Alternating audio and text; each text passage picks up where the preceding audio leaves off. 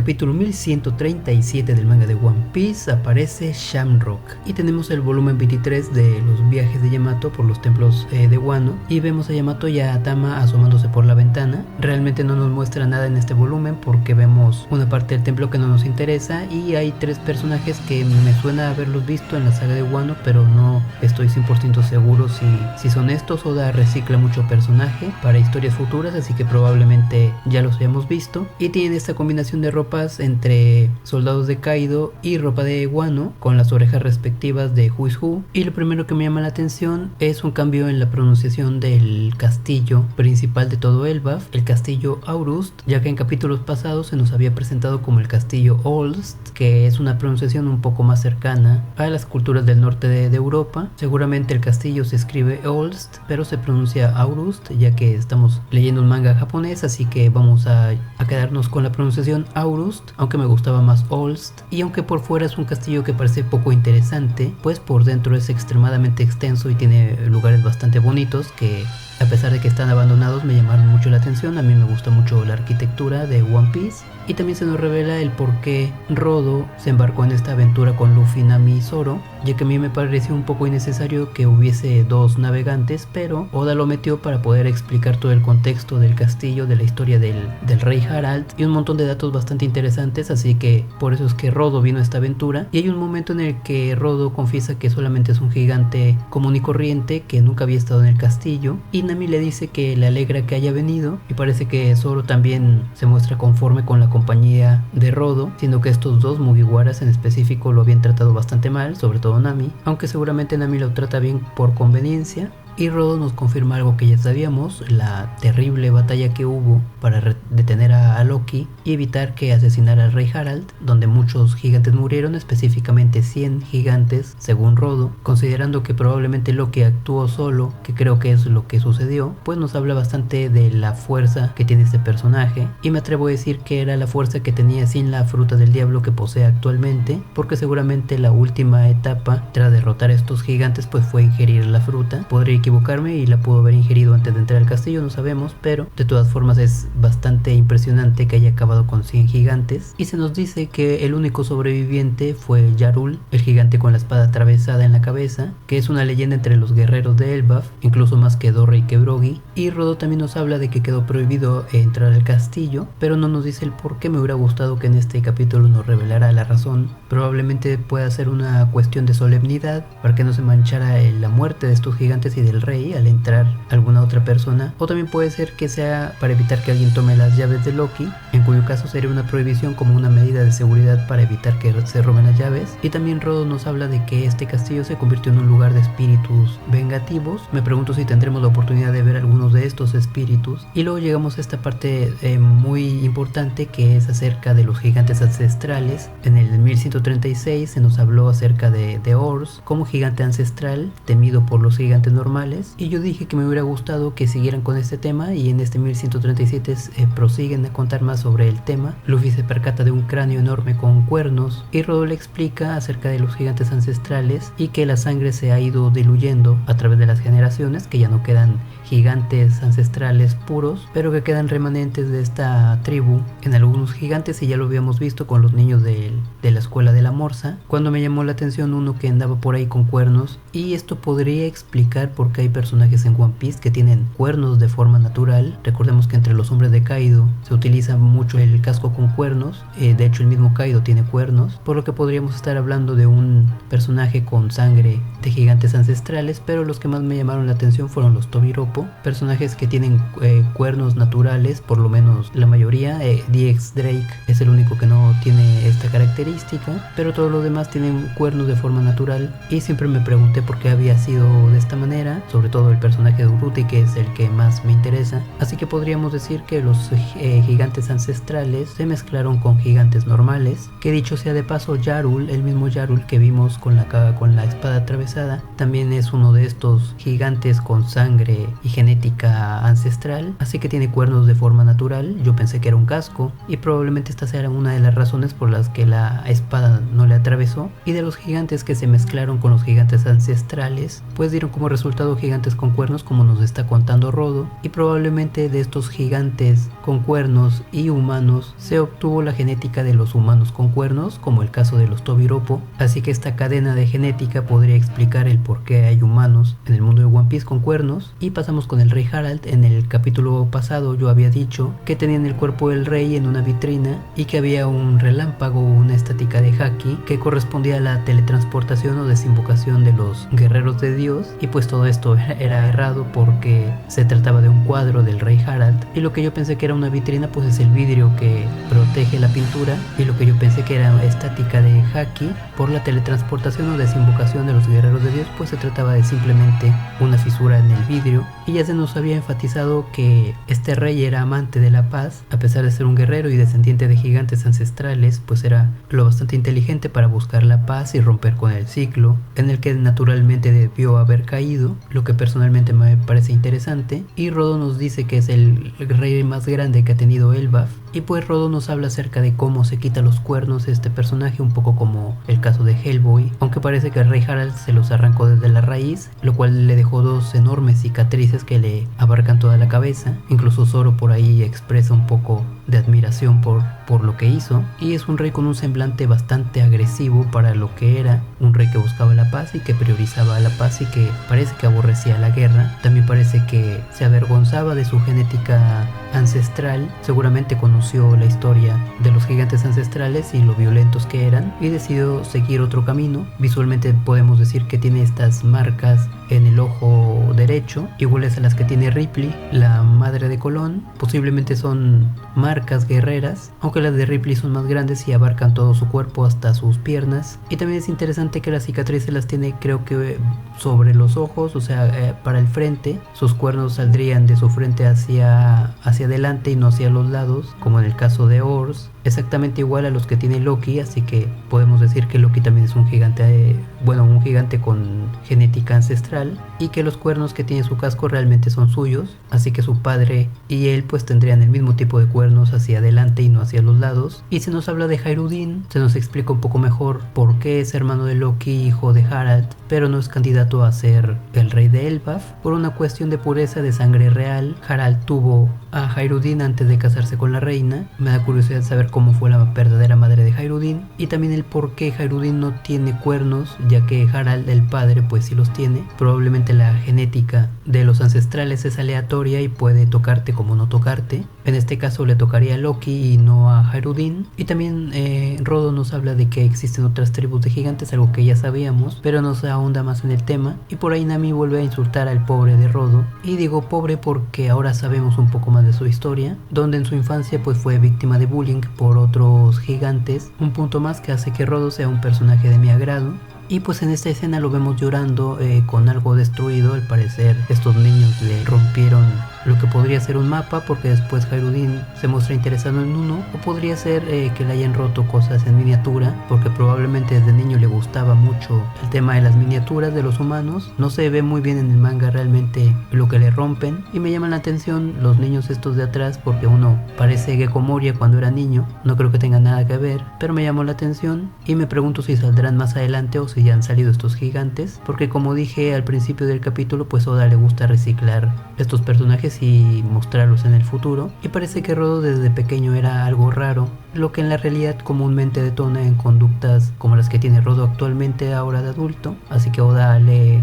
atinó bastante a ese tipo de comportamientos y su evolución conforme a la edad. Pero también nos muestran la amistad que hubo entre Rodo y Hairudin, ya que fue el único que no lo vio como un bicho raro y no solo apreció su capacidad para crear mapas, sino también se volvió su amigo. Y me había preguntado cuando vimos por primera vez a Rodo capturando los Mugiwaras a costa de Hairudin, si este personaje tendría algún tipo, hablo de Rodo, si tendría algún tipo de resentimiento contra Hairudin y estaría trabajando con él como de mala gana, sin querer, como obligado. Pero ya vemos en este 1137 que es todo lo contrario, que la convicción de Rodo por seguir a Hairudin es totalmente sincera, y se nos habla del sueño de Hayreddin, que no recuerdo si ya se nos había mencionado, pero es el rey de los gigantes, la versión de Luffy pero de los gigantes, y para esto pues tendría que quedarse con el trono, lo cual es imposible por las normas de sangre que ya vimos anteriormente. Probablemente tendría que derrotar a Loki, no sé cuáles son las reglas exactas, pero parece que su sueño es complicado, no tanto como el de Luffy, y me llama la atención que mientras brinda Rodo con sus nakamas y otros gigantes, pues parece que todo el mundo lo quiere, muy diferente de lo que se esperaba del trato de los gigantes hacia Hayreddin. Yo pensé que como era hijo no legítimo del rey, pues habría una especie de rechazo social, pero parece que todo el mundo lo quiere. Así que la aprobación de los gigantes de Elbaf pues es algo que ya tiene a su favor, lo cual nos habla de que el único impedimento de Hayreddin para ser el rey pues son trivialidades y oficialismos que tienen que ver con la corona. Y por último Rodo nos habla acerca de que él quiere ayudar a Hayreddin a cumplir su sueño, exactamente igual que Zoro con Luffy, y Zoro contesta que él conoce esa clase de motivación bastante bien, porque pues tienen la misma función tanto Rodo como Zoro con sus capitanes, aunque me llama la atención que parece que Zoro se muestra un poco molesto mientras dice esto, tiene una cara como de fastidio, y pues por ahí Nami se ríe porque ella conoce a Zoro bastante bien. Y nos vamos al Meikai, a la parte más interesante de este capítulo, y tenemos más de las habilidades de Gunko. Y por cierto, hablando de Gunko, pues la semana pasada del 1136 hubo una polémica bastante estúpida acerca de este personaje, porque Oda lo dibujó sin pantalones y con su ropa interior claramente visible. Sinceramente no creí que fuera a desatar alguna clase de polémica o comentario, inclusive me gustó bastante el diseño de Gunko, me sigue gustando, y hubo personas en redes sociales, sobre todo Twitter, dibujándole pantalones a Gunko, diciendo que mejoraron el diseño, cuando en el shonen pues es bastante común que las mujeres, los personajes femeninos presenten este tipo de diseños, no es nada del otro mundo. Y vemos un poco más de la Aro Aronomi, la fruta de la flecha. Muchos teorizaban que podría ser la fruta de la tela, que le permite a Gunko volverse mucho más alta, y parece que esta fruta la tiene bastante bien dominada, porque la puede utilizar tanto de manera ofensiva para atacar como para crear artefactos, en este caso botas más altas. Podría ser un personaje que le exprima bien el uso a su fruta, y me llama la atención que cuando pisa o cuando toca el suelo con sus pies pues genera flamas de color negro, como las hemos visto con el Gorosei, lo cual lo podría ser algo de su fruta, o podría estar más relacionado a que pertenecen a Tierra Santa y podría haber alguna clase de pacto que además de su fruta, de su Akuma no Mi, pues le permita otra clase de habilidades, entre ellas las desinvocaciones y las invocaciones. Por ahí Gunko utiliza pues estas flechas para torturar a Loki. Loki no cede en ningún momento, y parece que Gunko solamente puede atacar físicamente a otra persona con la indicación de las flechas. Eso es lo que me da a entender, que fuera de los trazados que dibujan las flechas ella no podría atacar, así que necesariamente tiene que la flecha mostrar la sucesión de golpes para ella poder atacar. Eso es lo que entiendo. Y pues tenemos una escena más abierta en la que vemos el resto de sus mascotas seguramente muertos. Por ahí el oso polar seguía un poco con vida, lo cual, a pesar de que Gunko pues me gusta mucho su diseño de personaje, pues su personalidad me desagrada bastante al haber chantajeado a Loki con la vida de sus amigos animales. Y también podemos ver que las flechas que utilizó para matar a estos animales pues fueron unas con volumen, no planas como las que utiliza para indicar sus golpes, lo cual nos podría hablar, como dije, de su perfección de la Aro Aronomi o Arro Aronomi. No sé bien cómo pronunciarla porque Aro pues viene de Arrow, de flecha, pero considerando que en japonés pues no se pronuncia la doble R, le diré Aro. Y finalmente, antes de pasar con lo jugoso de este capítulo, pues me gustó bastante como Loki para el ataque de Gunko, no para unirse a los caballeros de Dios, sino para burlarse un poco de ella antes de ser golpeado, lo que nos habla acerca del humor de Loki, inclusive en situaciones en las que corre riesgo su vida, priorizando la diversión, algo que me encantó de este personaje. Y pues aparece Figarland Shamrock por primera vez de manera oficial, en nombre de este capítulo, como líder de los Kamino Kishidan o caballeros de Dios. Se nos dice que es un noble mundial, título que no aparece en el cuadro de descripción de Gunko, y algo que ya suponíamos que era el hijo del Gorosei, Figarland Garling. Obviamente es idéntico a Shanks, como ya suponíamos, y pues queda bastante claro no solamente por la presentación, sino por su físico, que no es Shanks, ya que este tiene dos manos y no tiene la herida en el ojo, y también es pelirrojo al igual que Shanks, ya que Oda utiliza un color oscuro para pintar el pelo de este personaje, a diferencia de Gunko. Así que esta teoría de los gemelos pues se hace realidad. una que había escuchado hace tiempo. Es sorprendente cómo Oda pues refresca cada vez más One Piece, la historia, porque de un personaje que ya era interesante como Shanks y que estábamos deseosos de verlo en acción, pues Oda nos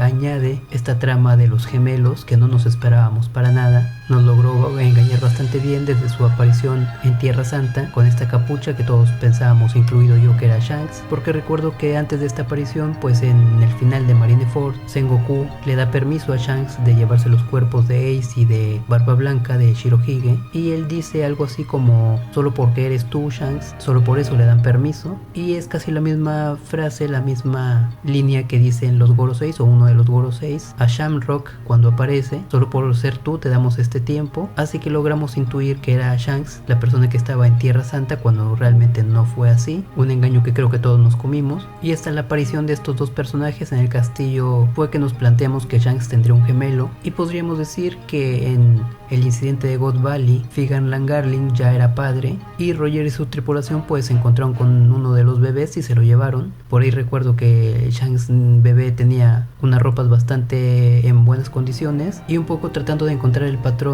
entre los nombres de estos tres personajes, Garling, Shanks y Shamrock, pues realmente no encontré nada, porque Garling pues es como ajo, tiene que ver con el ajo. La palabra Shanks pues es bastante ambigua, significa pierna o tallo o caña, y la palabra Shamrock significa trébol, así que no encontré una conexión entre los tres como para poder decir que Oda nos dejó alguna pista en el nombre para poder adivinar el nombre de este personaje que es el gemelo de Shanks. Y pues hablando de las espadas, también vemos la espada que porta Shamrock, que es muy parecida a la de Garling, y la Griffon de Shanks. Por ahí en capítulos pasados me atreví a hablar acerca de qué nombre podría tener la espada de Shamrock, y probablemente Roger se robó tanto el bebé como Griffon de God Valley, ya que dentro del tiempo que estuvo con la tripulación de Roger cuando era niño pues lo vimos con esta espada. Dudo mucho que a esa edad tan temprana fuera a Tierra Santa a robarse esta espada y lo consiguiera con éxito, así que lo más seguro es que Roger, al igual que el bebé, pues fue a encontrar esta espada también en God Valley y fue robada. Y pues acerca de la apariencia de Shamrock,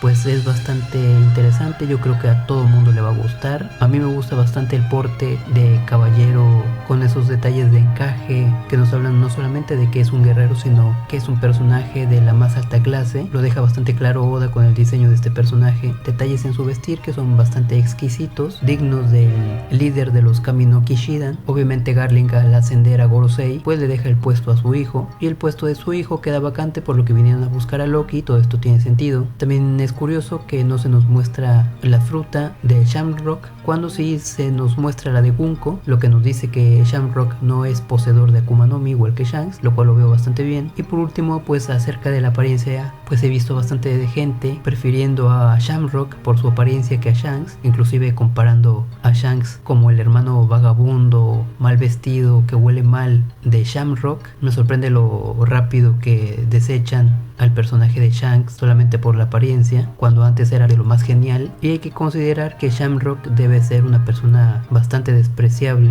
así que eso también nos habla de lo clasistas que son las personas de esta opinión, pero pues que se puede pedir de redes sociales. Y un poco imaginando el futuro, pues podría haber una batalla entre Shanks y Shamrock, y podría ser que Shanks muera a manos de su hermano gemelo y no de Kurohige como tanto se teoriza. Será interesante ver quién es la persona encargada de derrotar a Shamrock, probablemente sea Dragon, y a Sabo lo veo bastante lejos en cuanto a poder como para poder vencer a un Figarland. La aparición de este personaje pues lo posiciona muy alto en el top de personajes más poderosos de One Piece. Y por último, para despedir este capítulo, pues existen tres personajes en el mundo de One Piece que tienen el mismo nombre, o bueno, el mismo significado con su nombre. Primero tenemos a Trébol, luego tenemos a Clover y ahora tenemos a Shamrock. Que tienen en común estos tres personajes, pues que su nombre significa lo mismo, y es la palabra trébol. Obviamente trébol significa trébol, pero Clover también significa trébol y Shamrock también significa trébol. Son tres palabras diferentes para el